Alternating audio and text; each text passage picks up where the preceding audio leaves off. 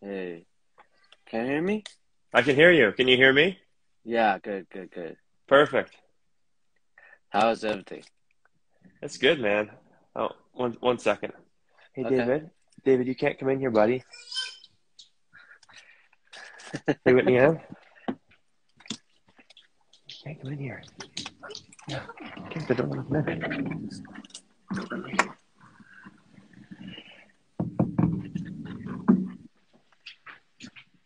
Sorry about that, Eric. My little 2-year-old wanted to join the call. It's okay, it's okay. So is your family okay?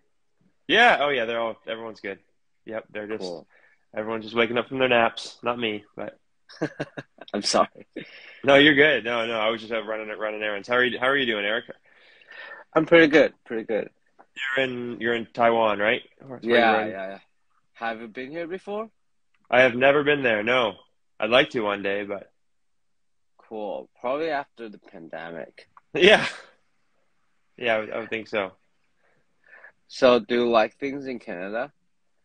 Yeah, yeah. I grew up here, in Canada before moving down to Arizona for better part of a decade, and so, yeah, it's good to be home. My wife's Canadian too, so we Cool, definitely we enjoy it. It's a bit different than Arizona, but we're happy to be back. cool. So I've been following you for a long time, and I know you've been working at Exos before. But still, can you like introduce yourself for the coaches who didn't know you that much?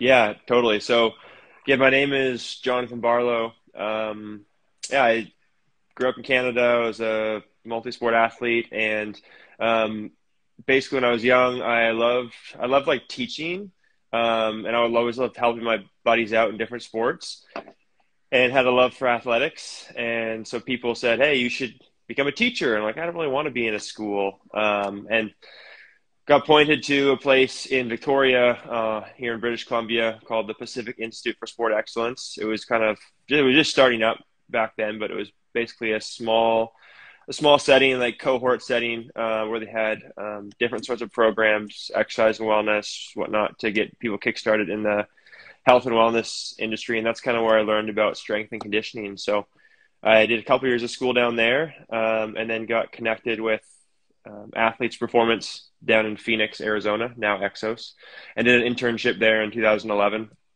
Had some really good mentors, got to work with some awesome athletes, and was very fortunate enough to stick around there. And so just finished, basically working just over a decade with now Exos, as one of their performance specialists there. Um, so yeah, that's kind of my run. While I was with Exos, worked with a wide range of athletes, anywhere from high school to just regular adult folks to, the kind of last 7 years there, headed up our NFL or their NFL Combine program, as well as various, professional off seasons. So that's kind of a quick take on, my history in the industry. So I saw a video called like Welcome the Rookies. I forgot the name. Anyway, it's about the NFL rookie prepare for their combine. And I saw you like training DK Metcalf, right? Yeah, yeah, he was one of the athletes that, we trained. There's been a lot of those, a lot of NFL Combine players. We would have about 40 to this past year we had 54 athletes, and Oh, so, yeah. So, but yeah, DK was one of the athletes that we were fortunate enough to work with, and that was kind of before really anyone knew who DK Metcalf was. yeah, that was cool. So I I've been to like Exos Arizona before, like I think it's like 2 years ago or like 3 years ago to do Hmm. the performance mentorship, like yeah, phase two and phase three. Yeah, And I know you guys has your own like training system, like I think it's called the Exos framework, right? yep. So can you like kind of like introduce what is the training system and how do you like program the details? Yeah. So like the training system's made up of 4 pillars: movement, mindset, nutrition, and recovery, uh, which basically tries to ensure people understand that good training takes a holistic approach, right? It's not just how much weight you lift. It's not just your speed. It's not just how well your body moves. It's everything from the head to the body to what you're putting into yourself. So that's kind of like from a big 1,000-foot viewpoint, the 4 pillars. And then the area that, I specifically worked in, or, kind of dabble in all of them a little bit, but was the movement piece. And so, yeah, I think your question, how do we come up with the right training program? I mean, there's many different tools we have to our exposure. There's the Exos training system, which is a whole laundry list, everywhere from pillar prep, what we do to warm up, to how we ramp our warm up and movement prep, to apply metrics and medicine ball work, movement skill, strength, power, all that sort of stuff. And so there's this kind of big list of things we can run through in our program. I think as coaches, the important thing we need to do is be selective, and instead of just doing every single thing on the list every day, look at what on the list we need to do to induce the correct stimulus to have the athlete we're working with change. And that's really it, is each athlete is an individual, and they need specific things, right, to get them to where they need to be. I even, often use the example, people might come and say, hey, what's your basketball program look like? And, well, there really is no specific basketball program, because you could have 2 different basketball players who need completely different things. You could have the one basketball athlete who, he is a little overweight, hypermobile, so he might need something totally different than the really stiff, underweight kid who needs to bulk up and gain weight, right? So I think that's one thing Exos does really well, is they have a really good framework, but then they also allow for a lot of individualization from the coach, and allow the coach to select the right pieces within the Exos methodology to benefit the athlete. Cool. I used to train a tennis ball player, which is from Taiwan, but he said like probably like 10 years ago he was able to like stay at Arizona and train in Exos for like 3 or 4 weeks. Ah. Yeah, and it was like a special experience, because I think he worked with like baseball athletes. I remember. I can't kind of like didn't The really trainer? remember. No, like athletes. He worked with baseball athletes. So for me, it's like special experience. Yeah. Was it that was a tennis player you're talking about? Yeah. Okay, cool. So the next thing is like, because I know you guys was not really a big fan of like force plate, but I think these 2 years you guys did a lot with like new technology, right? Yeah. I think we were definitely a little bit late into the force play game. But let's see, for the last like year, I keep on saying we, I'm not a part of Exos anymore, but for the last year, Exos has been using Vald from a force plate standpoint. And then for the 3 years prior to that, we actually, we didn't do a ton of media about it, but we were working quite heavily with Sparta Science, and their force platforms. And so, yeah, in the last probably 4 years, we have been doing quite a bit of that. And, the first couple of years were just a lot of our own kind of internal research, just trying to see how we wanted to apply the learnings we've taken from the force plates, and really just make sure we knew what we're doing before we, use it with our professional and collegiate athletes. And then the last, 2-3 years, we've done a lot more implementation, and been able to see some direct carryover and get some really good insights from that data and have it, reflect on the training floor. So what kind of data you use or you're gonna look into when it comes to like force plate? Yeah. A lot of the things we were doing this past year for the NFL Combine was basically trying to like the 40-yard dash is the big, literal money maker in the NFL Combine.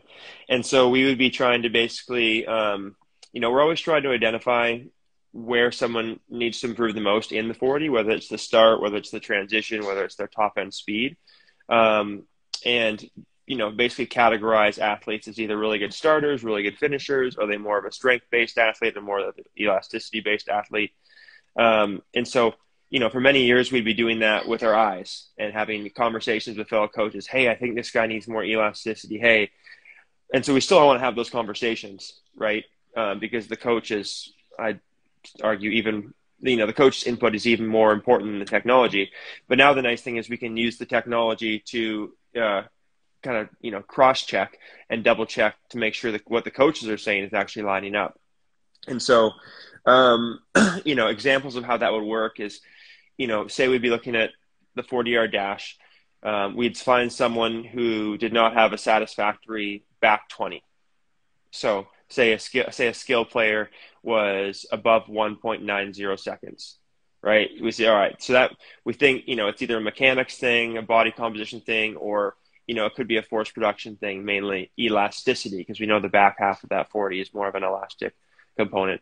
And so then we'd cross-reference to make sure to look at our RSI, reactive strength index. And so say if their back half 20 was greater than 1.90, and then they're at a poor RSI value, I don't have the values in front of me, but poor RSI values we deemed, then be like, hey, this guy needs more elasticity plyos. He needs more continuous, more, if it's not a mechanics thing.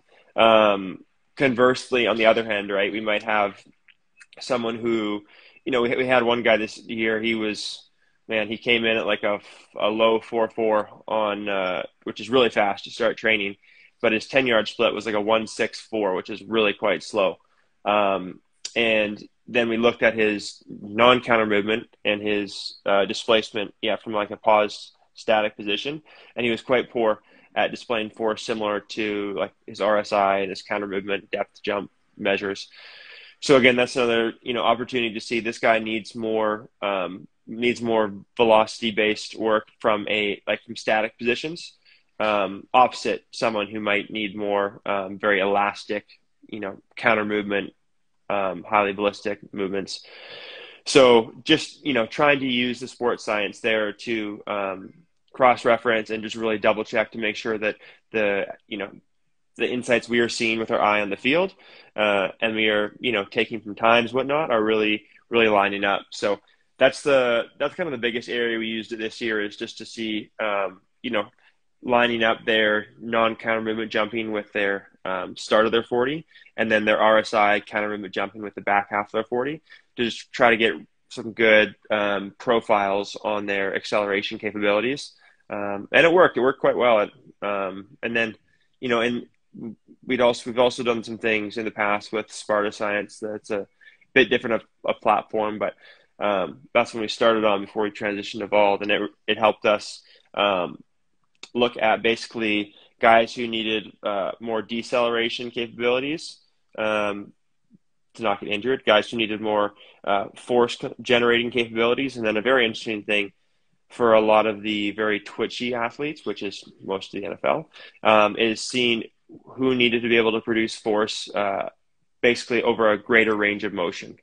And so a lot of like defensive backs, wide receivers, really like tight and bound up athletes, they can produce very high levels of force, but not over big ranges of motion.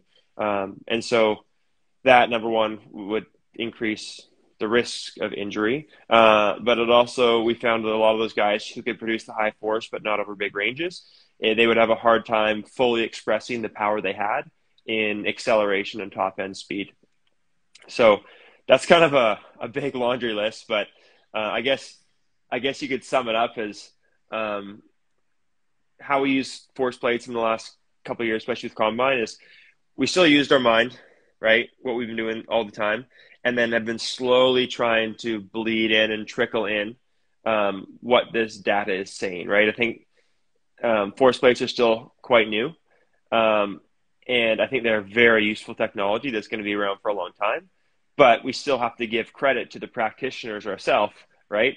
And use both information together, not just operate completely out of what a force plate machine is telling me. Yeah. So it's like, because like I've been through Exos before, like, and at that time it was like Tristan and Victor doing the education, Yeah. and there was like the testing. It was like counter The movement performance jump. quotient. Yeah. Yeah, like counter movement jump versus like non-counter movement jump, right? Yep. It's kind of like the same thing, right? Yeah. But with more data and looking like at the force reduction and reactive strength index, like what you just mentioned, just to make sure the things you were trying to look before you have like force plates, right? Yep. Yeah. So we're looking at kind of, yeah, exactly. Those basic non-counter, counter, and then, if there's guys that we're kind of have questions about, we'll do a deep dive further in. And, if we're thinking, hey, in his agility drills, this guy's not decelerating very well. Okay, let's look at some of the eccentric measures. Hey, coming out of it, in acceleration, we notice he's not fully pushing off one leg to the other. All right, let's look at this. Let's do a further deep dive into the single leg, and see what the numbers say. In terms of asymmetry is there. So the nice thing, I mean, it's kind of a double-edged sword. Some of these new force plates, especially Evolve, they give you so much information, which is really nice. But that's also, a lot of us, it's not our full-time job just to sit and analyze force plate data, right? And so sometimes it can be overwhelming to see all this sort of stuff. And so I think, with our first year with Evolve, we had just tried to think like, okay, what can we implement at a very simple, quick level and have change, and then over time, let's start layering things in more and more and more. And so I'm not working with Vald personally anymore, now that I'm in Canada, but I'm excited to see where the Exos crew takes it. And, I'll for sure be checking on them every year and just excited to take, their learnings as they just get a bit more time to be able to experiment with it and toy around with it. Cool. So I know for the NFL Combine, the 40-yard dash is a big thing, right? Like what you just said, moneymaker. So Yeah. when it comes to like training 40-yard dash, what are the main thing you're gonna be looking at to improve it? Yeah. Yeah, great question. Combine prep. Yeah. So, so when guys come in, they do if they're healthy, they do a pre-test. And so we basically get an initial starting number off of them. Say maybe a 4.65 if their wide receiver would be a pretty average starting time, maybe a little better than average. And then from there, how do we improve it? There's three main ways, right? Number one is they don't want to think about too much, but is their body composition. So, whenever we're watching the Olympics, we never see a sprinter that's in double-digit body fat, right? A male sprinter. They're always very, very lean. And so obviously that's not possible in certain positions in football, right? If you're an offensive, defensive lineman, even a linebacker, you're most likely not going to be under 10% body fat. But the overall premise still holds true, is that to run fast, we need to be lean. And so that's the first piece. And the nice thing is at Exos is we had, dietitians and chefs all on site. And so, all the meals were catered to them. So that's the first piece. Second piece is the technical component. And that's where Coach Nick, Exos speed coach, and I would be on the field, making sure that from a technique standpoint, the guys understand and can demonstrate solid technique, whether it's acceleration, top end speed. It's not going to be perfect because you only have 7 or 8 weeks at best to work with them, but important that they understand and can perform some of those positions routinely well and do it consistently, and then under pressure too, right? And then the third and final piece is like the strength and power component. And so making sure they have enough horsepower relative to their body size to be able to run fast. And they can apply it in the right means. You know, we get some athletes who come from colleges where they did tons and tons of strength work, or, you know, you look on the force velocity side of the curve, it was very force dependent. And they really haven't done much velocity work. And so they have these huge strength reserves, but they cannot apply force fast enough to have it carry over to the 40-yard dash. So it's our job to kind of be able to analyze that and to quickly see what an athlete needs, and, you know, give them some sort of individualization to make sure their weight room strength, speed, power work does carry over to the 40. So kind of a long way to answer your question, but it's really threefold how you get faster in the 40. It's being lean enough to run fast. It's having decent technique. Doesn't have to be perfect, because you see a lot of ugly technique at the Combine, but decent technique. And then you have to have crazy amounts of relative body power and speed. That's you know, there's guys who run fast, not being super lean. There's guys when have pretty bad technique, but you have to, if you know, those guys who want to run fast times, you have to be crazy powerful. That's like the one non-negotiable. You can't finesse a 4.3.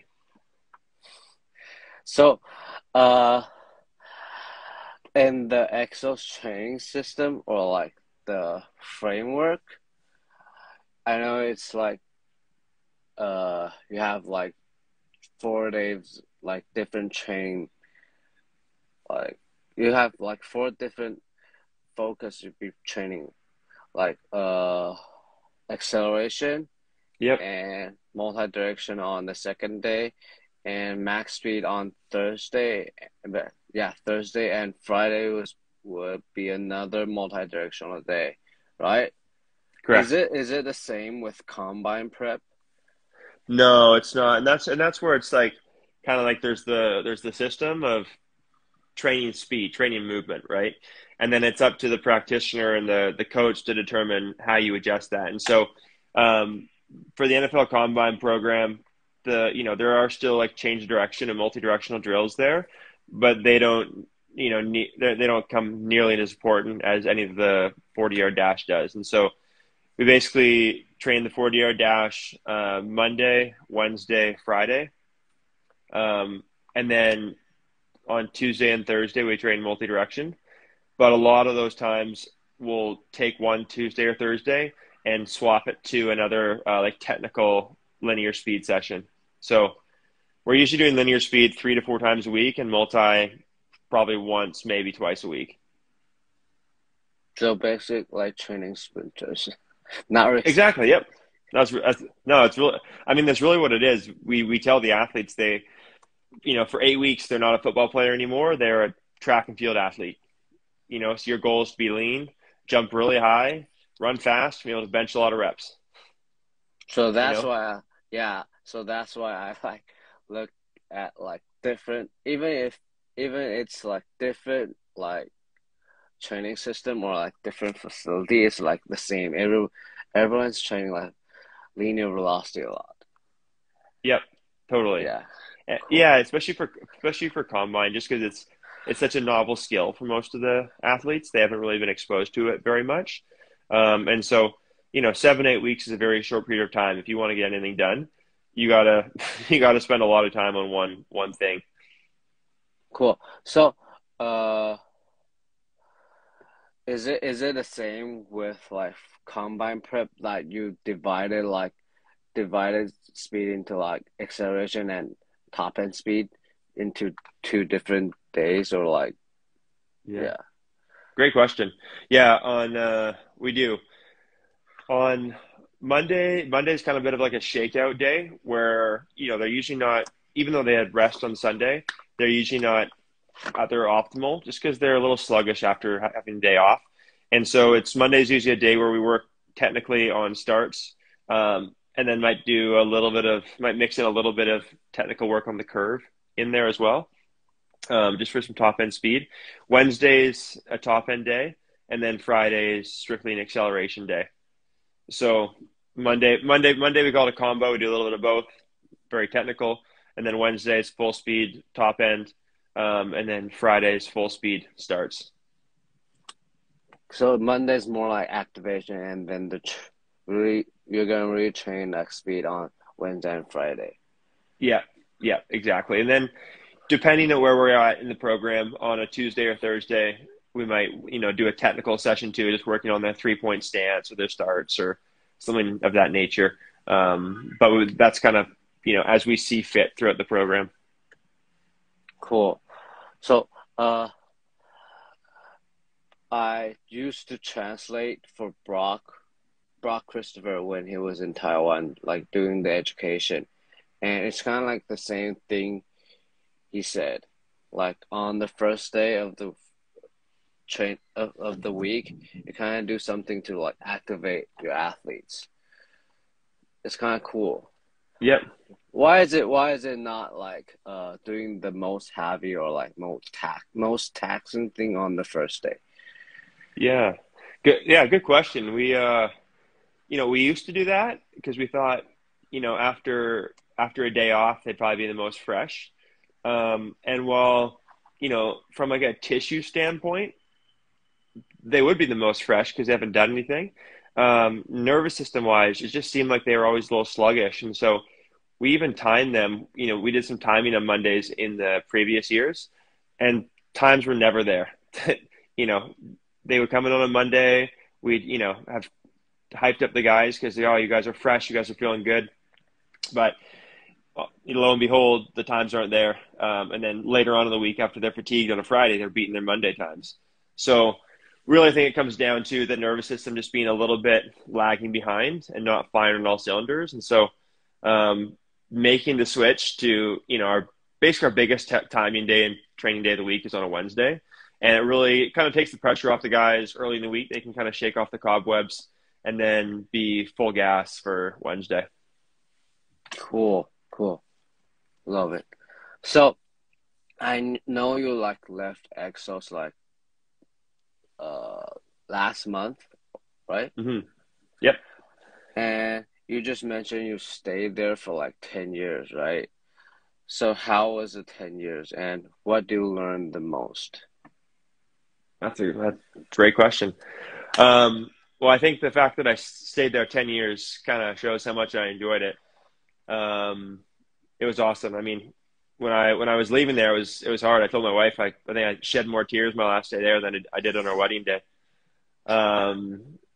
But I mean, the reason it's great is, of course they have awesome facilities and whatnot, but for some reason Exos just brings in, it attracts awesome people, and the culture there is just contagious. Like, you were there, right? Like, you walk in the doors and you can't help but have a smile on your face. And that's how it is every day, right? The athletes love being there. People love being there. It's just a really fun place to work. And so yeah, I absolutely love my 10 years there. And what did I learn the most? Yeah, I think from a coaching standpoint, I went in there thinking, and as most of us do, like, we're so excited about what methods we can learn, right? And what science we can uncover. And, that's what we're really diving after. But I think, to deliver a truly good experience for athletes and one that actually is beneficial, it's not just about having the best science. It's about having a place where people enjoy themselves, right? And a lot of times people think that these pro athletes are just like so internally motivated and they're so driven and they're just like, they'll do anything to gain the slightest edge in performance, right? And for most of them, that's not the case. They're like you or I, who like roll out of bed and are like, oh, I don't really want to train today, or like, oh, like, I'm a little tired, or, oh, I kind of want to go have that hamburger or beer, whatever, right? They're just like normal people like us. And so really the magic is not in creating like, the craziest program in the world. The magic is in creating an environment that they want to be part of and they want to show up to daily and have fun, right? And so I think doesn't mean you need to have good methods, of course, but I think so much we try to figure out what the best method is, right?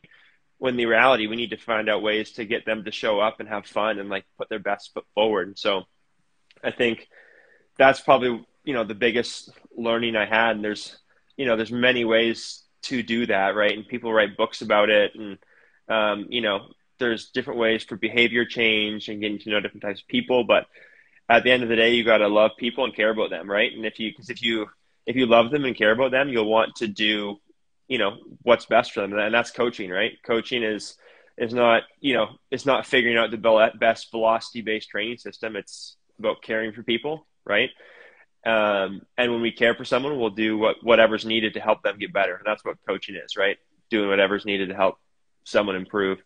And so, yeah, I found, in the front end of my time with Exos, I worked with a lot more like high school and college athletes. And the back end, the last probably 5-6 years, it was pretty much all pro athletes. And a lot of times you can't blame them, but once, athletes have been in the pros for quite a while, some of them can lose their drive to train a little bit. You might be their 15th strength coach in the last 7 years, right? And to them, they just love playing basketball and don't really love lifting weights, and I don't blame them for that, right? Like, not everyone needs to love training. But as a coach, you see that there's a lot of value to training, whether it be the lifting portion, the conditioning, the mobility, whatever it is. And so how is their coach? Do you frame it differently for them and help them see the importance and, create a space where they want to be there? And that's the fun part, right? Because people probably asked you before, like, who do you love to coach the most? And an easy answer is, whoever wants to be there and work hard. Like, but that's so easy to coach those people, right? It doesn't take a great coach to coach someone like that. And so, over my career, it started changing. Like, I still love working with those people. It's because it's fun and it's enjoyable, but it's also fun when you get someone who might be a more challenging case and might not, love training. They might not love doing things that are not their sport. And, it actually takes a good coach to get to know them and care for them and listen to them and, be able to provide things they need, and actually enjoy too. Cool. So is there like, is there going to be some athletes and you're going to be like, some performance coach at the team, like you have to like text them and to like talk to them about like what they're going through at the moment, if they're like some hard times for them? Yeah, totally. Yeah, there's athletes so many athletes I'm very close with. I've got to know through crazy seasons of life. That's part of it, right? Like, it's not just about providing them, counsel or advice when you're on the training floor. It's about being a friend outside too. And so, there's numerous athletes I can think of who have been going through all different sorts of times in life. And it's fun. Some of them kind of invite you in to be a voice in that. I know for a long time in Phoenix, my wife and I, we hosted a Bible study at our house. And so a lot of the athletes would come to that, and would really kind of share things they were going through in life and hard situations. And, it's fun to be a part of that. And it's an honor to, just be able to share life with those folks, right? Like, end of the day, just because we watch them on TV doesn't make them any different than you or I, right? They're the same person. They have, high highs and low lows. They have insecurities. They have problems. They have everything just like you and I would, right? They still need to wake up and brush their teeth in the morning. So they're just oftentimes the people who need a friend, Yeah. I just got goosebumps, man. Because I kind of like felt it, like, if somebody asked me what do I love my job the most, is probably like going through different different stages of life with my athletes and watch them grow or like grow with them. Really, I think I love the training part. I love reading or like learning or like talk to different coaches, but I think the most important thing, or like the thing I enjoy the most, is like growing with my athletes and hang out with them and talk to them. Totally. Yeah, being part Yeah, of their lives, right? yeah. So, uh, why or what, like, why do you left Exos? Why do you leave Exos? Sorry. Yeah, no, the big question. Um, yeah, that's a really good question. It had been on my wife and I's hearts for a while. I really enjoyed all my time at Exos. Like nothing bad to say. Um, I felt like just for me, for my personal growth, it was kind of time to go to the next venture. And then also we have two small boys, we have a little family, and um, just thinking about what sort of environment do we want to live in and be around. And I think we loved our time in Phoenix, but we wanted to get to a little bit of a smaller town, a little bit more like outdoors oriented. And so yeah, just many reasons. Just kind of it was the right time and the next stage. I knew as great as much as I loved Exos wasn't the place I was going to be forever. Um, just we need to be able to grow and progress. And so I think yeah, it was just kind of the right time. So professional and I guess family reasons for sure. So, what is the future for you? Great question. So, I wish I could just like tell everything right now, but basically, I'm in British Columbia, Canada, up in a village called the Village of Cumberland. It's a very outdoors oriented village. I will be coaching. Um, Still waiting to finish a couple things. Basically, I'm starting a new business up here. Still waiting on a few things legally, and so I just can't say everything yet. But going to be coaching, going to be having my own business, and very excited about that. I can say we have a couple athletes coming from Europe for the summer, so that's very exciting. We have a hockey player from Switzerland and a handball player from Germany, and so definitely excited about that. But I'll be sure to make a little posting about it, hopefully in the next day or two.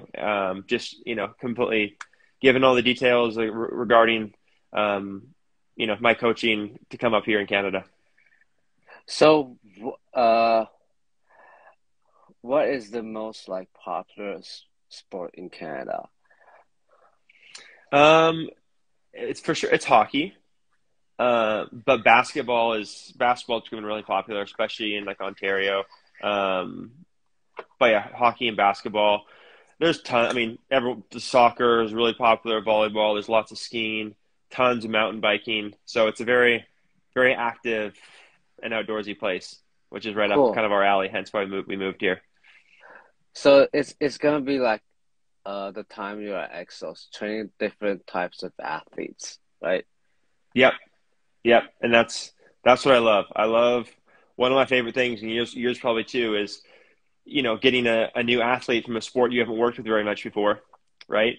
And you need to identify the needs of the sport and identify the athlete and see, obviously they're good at their sport, but see what sort of holes or gaps there might be, right? And so that's one thing I'm excited here is just getting, exposed to a few different athletes, some that I haven't worked with in a while, like maybe skiing or whatnot. So some good changes to come. Okay, last question, okay? Yeah, hit me. So I know like train different types of like pro athlete like football, basketball, and like uh baseball or like volleyball. So what which ath which type of athlete you like the most or you enjoy the most? Oh, like what type of sport? Yeah. Oh man. Um, that's a really hard question. I think one of the sports I didn't get to train as much as I would have liked, but I enjoyed the most is hockey. Simply because it's challenging because in their sport they need both high levels of strength, speed, and power, but then there's a huge energy system demand too, right? Where football is like there is an energy system demand, but it's not so much, and so you can kind of bias the strength, speed, and power a little bit more. But I think hockey's fun because you kind of have to play in both worlds a little bit. And so from a scientist standpoint, or from a programming standpoint, you have to be quite smart and aware of how much you do.